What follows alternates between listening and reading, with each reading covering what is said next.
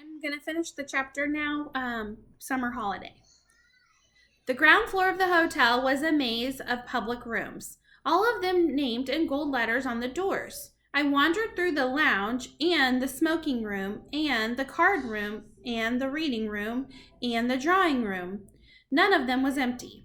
I went down a long, wide corridor, and at the end of it, I came to the ballroom. There were double doors leading into it. And in front of the doors, there was a large notice board on a stand. The notice on the board said RSPCC meeting. Strictly private. This room is reserved for the annual meeting of the Royal Society for the Prevention of Cruelty to Children. The double doors into the room were open. I peeped in. It was a colossal room. There were rows and rows of chairs, all facing a platform. The chairs were painted gold, and they had little red cushions on the seats, but there was not a soul in sight.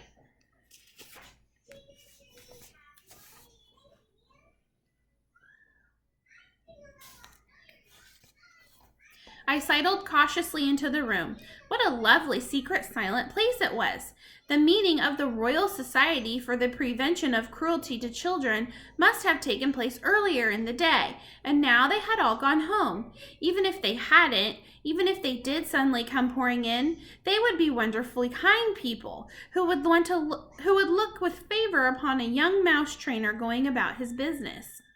At the back of the room, there was a large folding screen with Chinese dragons painted on it. I decided, just to be on the safe side, to go behind the screen and do my training there. I wasn't a bit frightened of the prevention of cruelty to children people, but there's always a chance that Mr. Stringer, the manager, might pop his head around the door. If he did, and if he saw the mice, the poor things would be in the hall porter's bucket of water before I could shout stop. I tiptoed to the back of the room and settled myself on the thick green carpet behind the big screen. What a splendid place this was. Ideal for mouse training. I took William and Mary out of my trouser pockets. They sat beside me on the carpet, quite quiet and well behaved. The trick I was going to teach them today was a tightrope walking.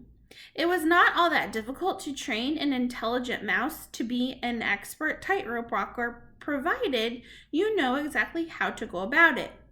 First, you must have a nice piece of string, and I had that.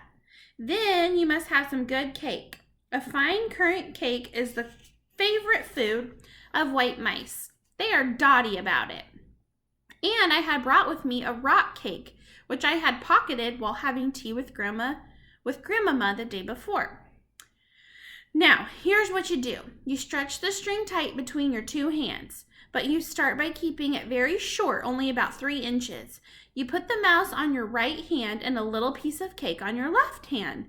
The mouse is therefore only 3 inches away from the cake. He can see it and he can smell it.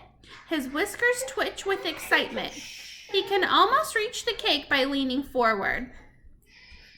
One paw on the string, then the other. If the mouse has a good sense of balance, and most of them have, he will get easily across. Victoria, what do you need, honey? You hurt your fingers? Yeah. I'm sorry, baby. Can I get a snack now? Yes. Where was I? I started with William. He walked the string without a moment's hesitation. I let him have a quick nibble of the cake just to whet his appetite. Then I put him back on my right hand.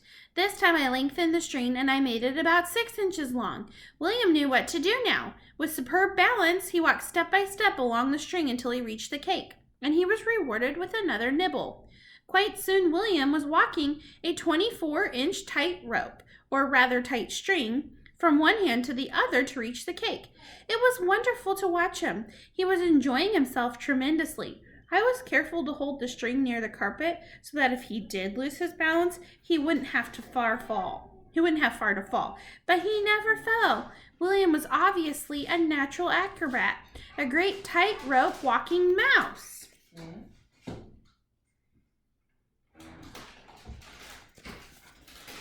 Now it was Mary's turn. I put William on the carpet beside me and rewarded him with some extra crumbs and currant. Then I started going through the same routine all over again with Mary. My blinding ambition, you see, my dream of dreams was to become one day the owner of a white mouse circus. I would have a small stage with red curtains in front of it, and when the curtains were drawn apart, the audience would see my world-famous performing mice walking on tight ropes, swinging from trapezes, turning somersaults in the air, bouncing on trampolines, and all the rest of it. I would have had white mice riding on white rats, and the rats would gallop furiously around the stage. I was beginning to picture myself traveling first class all over the globe with my famous white mouse circus and performing before all the crowned heads of Europe. I was about halfway through Mary's training when suddenly I heard voices outside the ballroom door. The sound grew louder. It swelled into a great babble of speech from many throats. I recognized the voice of the awful hotel manager, Mr. Stringer. Help, I thought. But thank heavens for the huge screen. I crouched behind it and peered through the crack between two of the folding sections.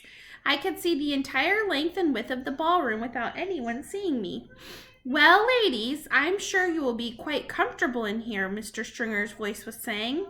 Then in through the double doors he marched, black tailcoat and all, spreading his arms wide as he ushered in a great flock of ladies.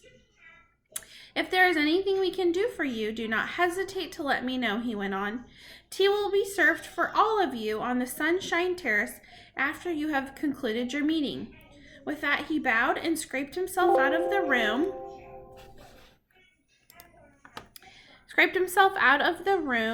As a vast herd of ladies from the Royal Society for Prevention of Cruelty to Children came streaming in. They wore pretty clothes, and all of them had hats on their heads. All right, that's the end of the chapter. I'll see you tomorrow.